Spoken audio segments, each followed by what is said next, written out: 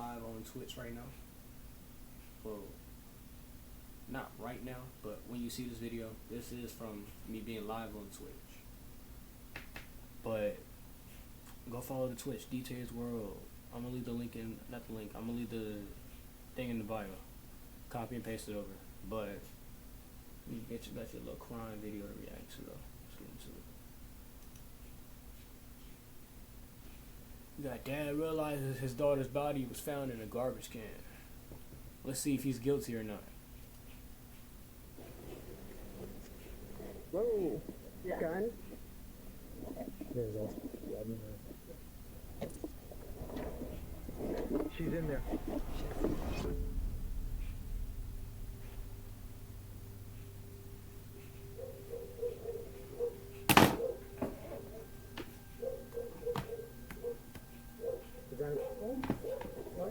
You hear him? Police are at the home of Keith and Amber Zotto. Amber's mother, Betty, had called 911 earlier that day, asking officers to check on her daughter. Amber hadn't responded to any calls or messages in 2 days, and Betty feared the worst. The officers arriving at the scene initially expected a routine missing persons call, but what's said inside the house would be far more twisted and disturbing than anyone could have imagined. Show me your hand! I got the dog! Get him! Just ground! He's reaching! Stop! Damn. I know he killed his, well, from the looks of it, it looked like he killed his daughter, but oh my god, the dog? Let me get comfortable right quick.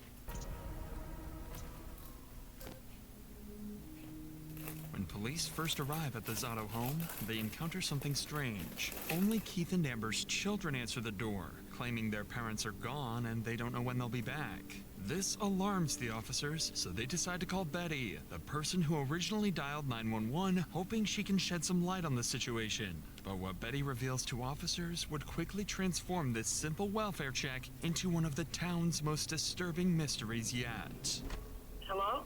Betty, it's Officer Crowley, Aurora Police Department. I'm at the Milan Circle address. I'm talking to the kids. What's your relation to this family, just so I know? I'm their grandma. She didn't take her truck because you can see it in the driveway. Yeah, I was wondering about that. Her phone, the bank card is still in the house. Yeah. Betty, how many times do you think she's done that? Well, she's come over to my house. Oh, 3-4 times this year. All right. But it's always been for a day. So what I'd like to do is start where we always start, and that's the last place she was seen. I don't want to ask these kids for permission to go in the house, so I may have to call your son-in-law, talk to him on the phone, and see if he'll give me permission to go inside. Betty would mention that she had been to the house earlier that day and noticed a few strange details. Amber's car was still in the driveway of the home, and her phone was left inside the house, as well as all of her credit cards and So bro didn't even try and hide the fact that whoever killed her didn't even try and hide the fact that they killed her. important documents. These minute details would prove to be much more important later on. Shortly after this call, Betty and her husband Ronald arrived at their daughter's home to meet with the police. It's here where Betty would reveal what she believed really happened to her daughter. Hey, I'm Officer Crowley. Thanks for coming out. So I called him, but I left him a message. He didn't pick the phone up. So can't just go inside without a warrant. I'd either need a warrant or permission to go inside the house. I mean, that's not your residence, and I can't ask you for permission. I mean, obviously, the kids are too young for me to ask for permission. So just want to do it the right way before anything else, if that makes sense. Yep. When's the last time that you saw your daughter? Saturday afternoon when I came to pick up the kids. They spent the night with me Saturday night.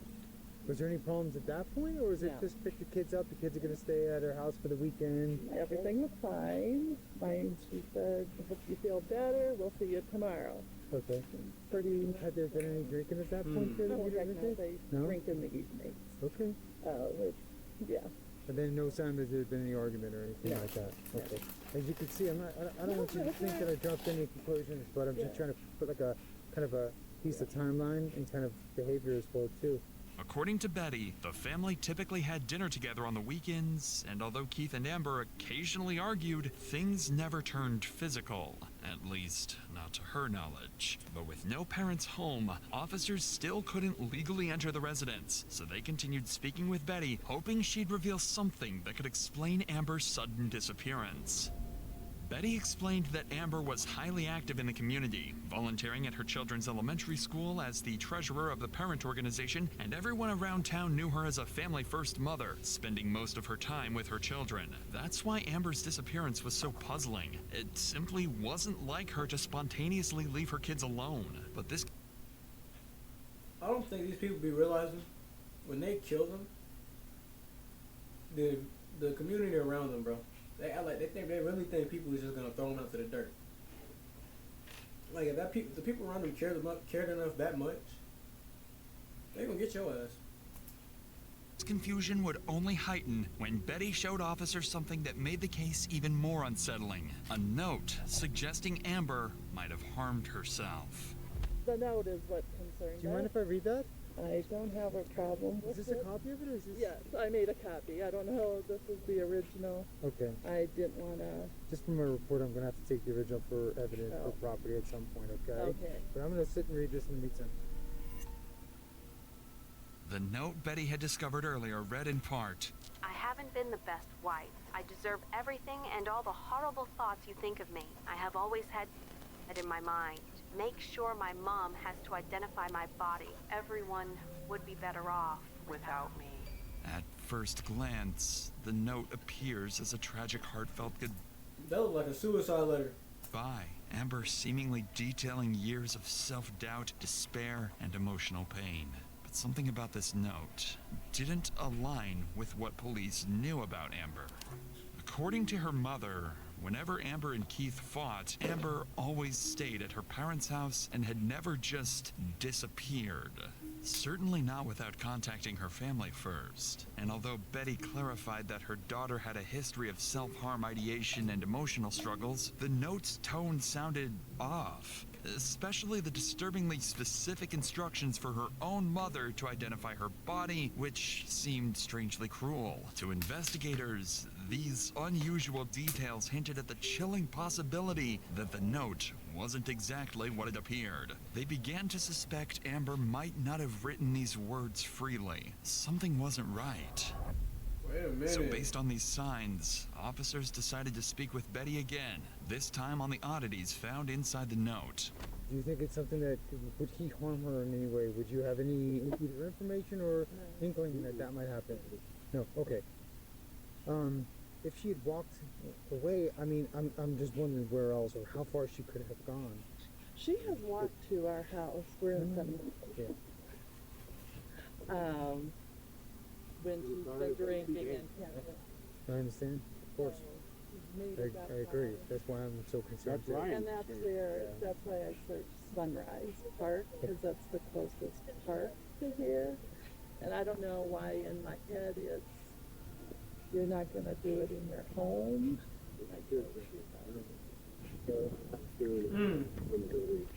So at this point, they think she Betty killed would herself. also find the note strange, Yeah, they but think she doesn't killed think herself. Keith would have anything to do with Amber's disappearance. At this point, nothing makes sense. So, without any further clues, officers decide to move to the next step in their investigation, searching the property. As we know, without the homeowner's permission, officers still can't go inside the house without a proper search warrant. Fortunately, by using the kids, they were able to get on the phone with Amber's husband, Keith, hoping to get the permission they needed. Dad? The cops are here, and the one talking. Is this Keith? Yes, this is Keith. Keith, this is Officer Crowley with your police. How are you? I'm alright, boss. How are you? I'd like to go over a couple series of events and then ask you for permission if I could go inside your house. And where we start searches is the last place she was seen, and that would be your house. But I don't have a warrant, and I'm asking you for permission to go inside your house too. Go ahead, man. Luckily, Keith seemed to have no problem letting officers search his home. While one officer continued his conversation with Keith, another would immediately begin searching the property, completely unaware they were both minutes away from uncovering the horrifying truth. But before we continue, it's worth noting that covering stories like this, you realize just how much people are forced to carry. Fear, trauma, even Get the your help day-to-day needed, burden bro. of If you need your help, surviving. get your And help. sometimes that weight shows up in other ways too, like debt. Do you feel home with no idea just how close they were to discovering the gruesome scene hidden in plain sight? So Keith gave verbal consent for us to go in the house. I'm just gonna go in. If you want to come with me, I will, because I'd like you to show me. God. Okay. Where did you find the notebook? In the garage. In the That's why garage. they Okay. literally live there. Okay, let's start there then. So Keith, in the bigger picture, what's going on? Man, me and Amber drink a lot, and we fight a lot, and she likes to walk away, or actually drive away, and I took the keys from her. How much you want to bet he's so nervous on the other end of that She phone? grabbed her purse, slammed her phone on the ground, and left, and I have not seen her since. Did you actually see her leave, or you just assumed she left? No, sir. I begged her to stay on the couch. We fought a little bit more, and I said, well, whatever, Amber, you sleep out here on the couch. I'm going inside. And I went inside. I don't know, it was like 2 or 3 in the morning, and then when I woke up at 9 or 10 o'clock Sunday morning, there was a letter on the fucking coffee table. Has she ever threatened to hurt herself in the past, or was this? Oh, she has. The last 5 years, it's been her go-to. And that's what I try to tell my grandma and grandpa, too, is she does this to me all the time, almost every weekend. She'll leave, and then she won't come back till Monday or Tuesday. And then my kids get all mad at me because I let her back in. I hope you don't mind me asking you personal questions, but is it possible she's seeing somebody else and she stays there? Oh, for sure she is. She's that's another thing. That's why we fight The all fact the that time. he She's said been seeing somebody for about 5 years now. And you let somebody get away with cheating on you for 5 years.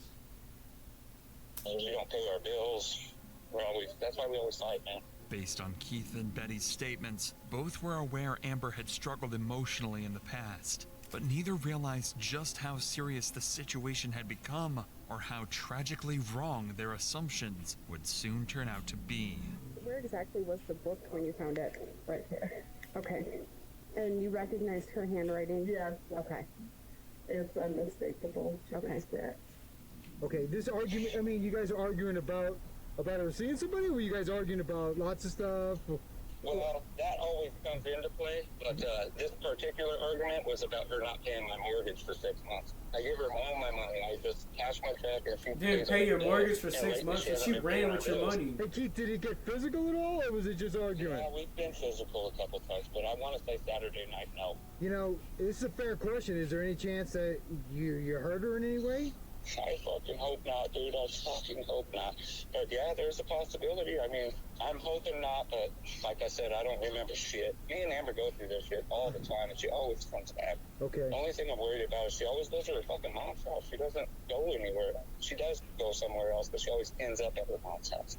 Listening carefully to Keith's account, the officer initially found him credible as he described an argument about money and Amber's alleged infidelity. But the officer's concern grew when Keith admitted he'd been heavily intoxicated and couldn't remember if things turned physical. Suddenly, the possibility that Amber hadn't actually walked away became disturbingly real. Officers now suspected more clues were hidden inside the home. A drunken fight, maybe getting physical. Whatever happened, the answers were likely somewhere inside. He gave me permission. I have it on my body camera. Recorded it. Okay.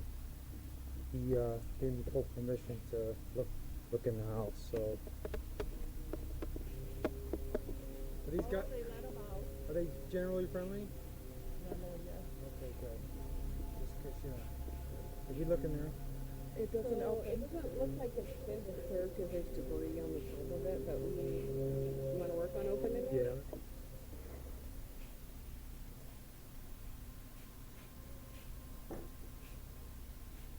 Well,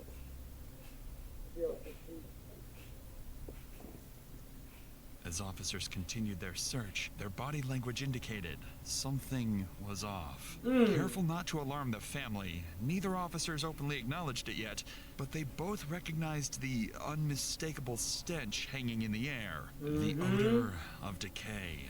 At this point, the only thing they were looking for was the source of that disturbing smell.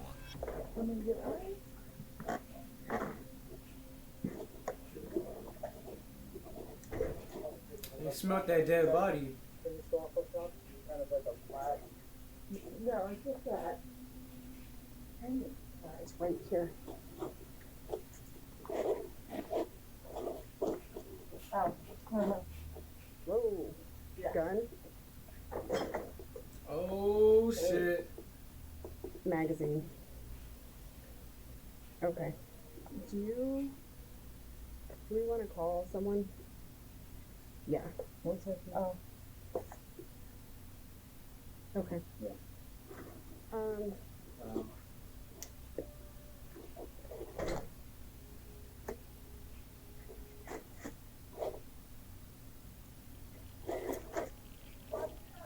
We'll have you stay inside, please.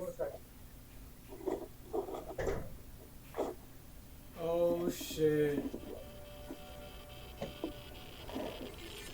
She's in there.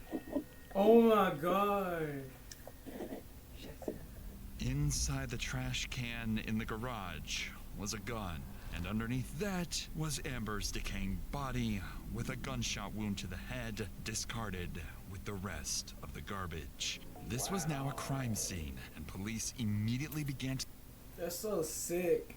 You killed this woman and then threw her in the trash can with other garbage and discarded her away as garbage. You're sick in your mind. suspect that this was far from self-inflicted. But when I searched the house, my fear was, something funky. I looked in that trash bin. Okay. There was nothing in it. Okay. Well, when was that? When did... I was here about 9 a.m. Okay. There was not... I would have noticed that. Okay. The top was the carpet, and because of the smell, I literally watched it.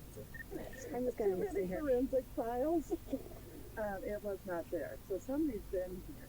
Okay. And the kids are sleeping, and they are unaware of what's being here. Okay. But, so somebody Okay. did that. Okay. Ready? Yeah, Paul, what's your first name? Ron, can you get kids and just go wait in your house? Strangely, although Betty had noticed the same foul odor of decay earlier, she didn't realize its implications, instead believing, or perhaps choosing to believe, that all this concern was simply because of the firearm police discovered in the trash can.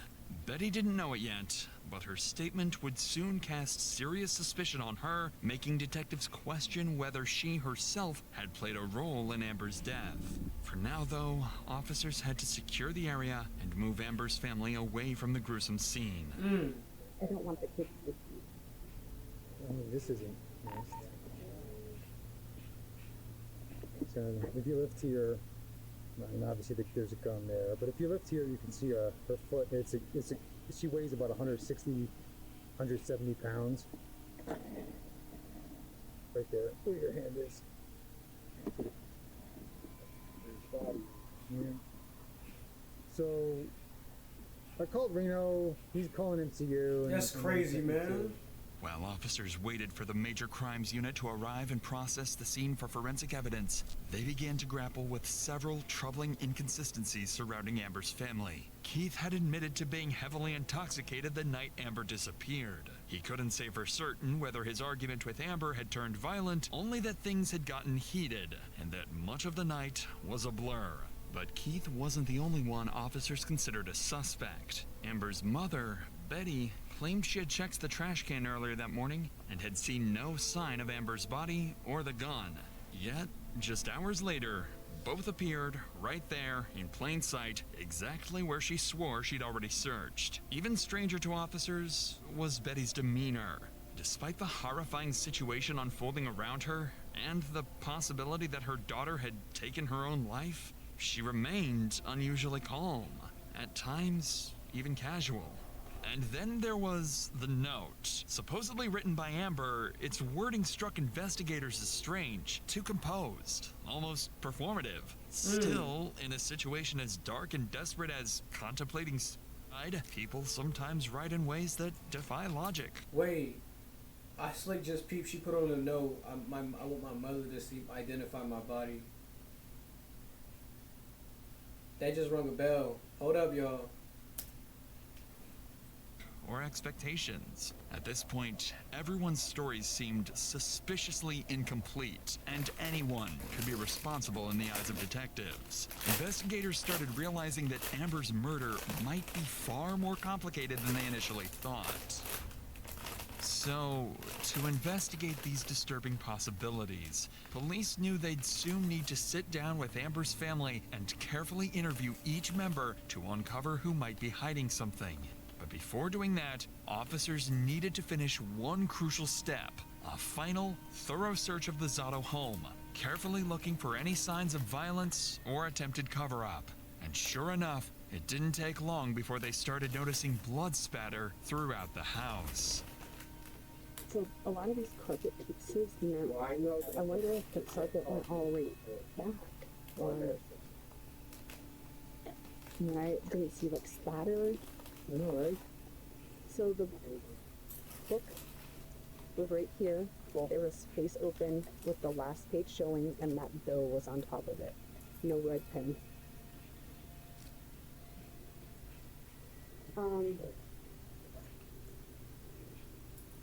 Got blood on the light switch.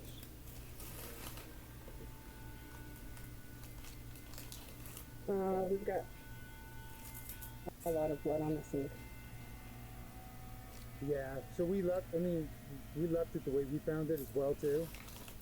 You know, the way the door was when we searched. But yeah, she found a little bit of obvious blood in the kitchen and the sink as well, too, so. Within minutes, officers found clear evidence that something violent had occurred before Amber's body ended up in the trash can. Their first sign that foul play was likely involved. Additionally, the Major Crimes Unit documented critical forensic evidence, including the silver revolver found over Amber's concealed body, blood spatter around the trash can, and debris deliberately placed to hide her remains. Despite these findings pointing towards foul play, detectives still needed clarity on whether Amber's death was a premeditated act or the result of a heated argument that spiraled violently out of control. But they had two major issues preventing them from answering this crucial question. First, Keith was nowhere to be seen, and his phone had gone completely unreachable. Second, and most important, detectives had yet to determine exactly who was responsible, because at this point, several people remained under suspicion, including Amber's mother and even her own children. Police didn't know it yet, but in the coming hours, these questions would be fully answered. The hell you gotta question the kids for? A completely unexpected turn. So, to fill in these gaps, all of Amber's closest family members were transported to the police station for questioning. Detectives hoped they could uncover each member's potential motives, credibility, and who was hiding secrets, and finally reveal who might actually be responsible for Amber's murder. I don't want to falsely alarm you, but I also believe in being as honest as we can with loved ones. We may have found Amber. No. Yeah, but we're not completely sure yet, Ron. Just do it. Just do it. We're not pointing fingers or making accusations at this time, but is there any reason Keith would hurt her? I don't know. I really don't. I wish I could tell you more. I don't. Either accidentally or intentionally, would he hurt or kill her? If he were to mistreat her, would she protect him? She probably would. Well, I went out there and I seen the letter, or it was a 4.5-page note. And it's very important. She real chatty. I ain't gonna lie. Okay. That's ringing a flag in my head. Ungodly trash odor, honestly. But I tried to, there's some carpet squares were on the top. I tried to lift up, make sure there was nothing under it. Not that, I don't know what I was getting chatty. But I did. So She getting real chatty at the mouth. Yeah. I thought that'll be important. And didn't see anything when I went out. Let's talk a little bit about, I guess, the fighting and what do you know why? Yeah, I do know why. Okay. My mom cheats on my dad, and she's not. That's crazy as a child to say that, bro. If your own child is saying that, that's insane. good at it, I guess. And like, so he finds out, and then they just go at it because she like tries to lie about it, but he has evidence of her doing it, and so like it's like, yeah. Okay. And the last Saturday is in just a couple days ago? Yeah, last Friday was the last time I seen her. Okay. Did you talk to her at all on the phone or anything? No, she came over for dinner because my grandma was cooking dinner, and she came over and we had dinner, and then she left, and then And then you were there from Saturday. Friday all the way to Sunday. Okay. After speaking with Amber's family, investigators finally had some clarity. Betty remained adamant she'd checked that trash can that morning, insisting the gun and Amber's body weren't there, which made her case seem more suspicious. Like, why are you worried about that? Meanwhile, Amber's father, Ronald, was shocked by his daughter's death and found it was hard to believe Keith was capable of harming her. As for Amber's children, Annabelle explained they'd both been staying at their grandparents' house during the weekend, clarifying why they didn't hear the gunshot that ended their mother's life. However, Annabelle's unusual calmness and detailed awareness of her parents' unstable marriage raised some concerns about exactly what else the children might know or could still be protecting. After concluding the interviews, investigators were preparing to search for Keith Zotto, the one critical piece still missing. But just before they could act, they received unexpected news from Keith's sister, Susan Ross. It turns out Keith had visited her just hours earlier, and what he confessed would finally expose the horrifying truth behind Amber's murder. Oh my God. His own sister snitched on him. I saw my brother park up there, and so I got the dogs out. And I didn't know the front door was open, and he just came in, and I seen it on his face, and he goes, "You know I don't hate you." That was the first thing out of his mouth. And I said, "I know, I love you, you're my best friend." Okay. And then I said, "It's Amber that's trying to keep us apart." Okay. And he just looked at me and started crying, and I said, "Oh my God, what did you do?" Okay. And I asked him if Amber was okay. And then he looked at me and he said, "You know what, I don't remember anything." Okay. Oh my God. I just remember waking up and seeing her. Okay. I asked him what the hell happened to tell me what he did. Okay. He said they'd been drinking and fighting all night. Okay. It was over money, I guess. Keith opened some bills and found out that the house had been foreclosed on. Okay. And then Amber pulled out the gun and he hit my brother with it, and then Keith said he took it away, and it just happened like that. He said he blinked his eyes and that was it. He said I blinked my eyes too, and then I opened them and I seen her on the ground. Oh my God. Susan's testimony finally cleared up everything for investigators. Keith himself admitted he'd woken up from a blackout to find Amber dead, and openly acknowledged a violent confrontation that spiraled completely out of control. It was now clearer than ever that Keith Zotto was at the heart of Amber's murder, and it was time to track him down. Damn.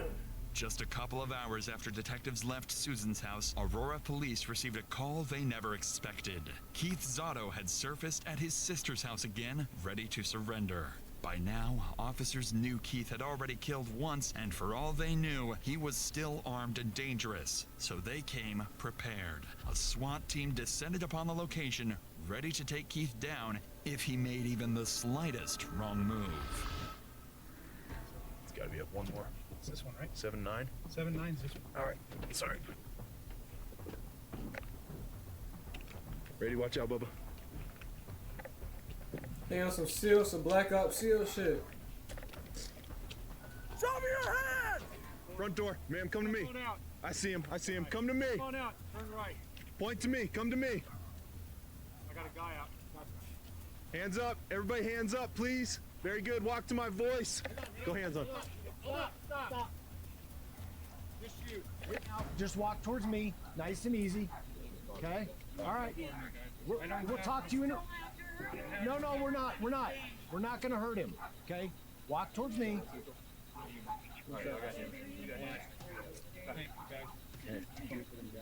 No. Just keep walking. Walk towards this guy. Very good. You good, man. Very good. Very good. Very good. Right here. There you go. Good try right there, man. Yes, sir. Long guns. Yeah, feel free to go ahead of me here. It all looks normal. Rush, you just want to hold it and I'll be back with you.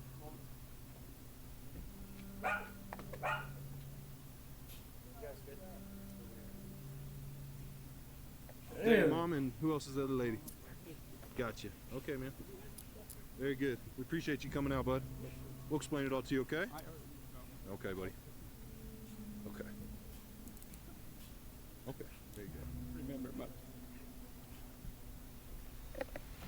Finally, after hours of uncertainty, Keith Zotto surrendered to Aurora police without incident. He was immediately taken into custody and formally processed for the murder of his wife, Let's see what the Amber. judge Keith would go threw on at to him. admit to killing Amber late Saturday night, claiming his gun accidentally went off during a drunken argument over money and infidelity. Though he insisted he couldn't remember placing her body in the trash or concealing the crime, Keith accepted responsibility for her death. However, Betty's earlier statement surrounding the infamous trash can remained unclear, and investigators were never able to determine why she didn't see the gun or Amber's body that morning. In May of 2021, Keith Zotto was found guilty of first-degree murder and sentenced to life imprisonment knew it. without the possibility. They was about to throw the book at that nigga. Stay out of toxic relationships. Stay healthy. But I am off. You're going to hop in this video.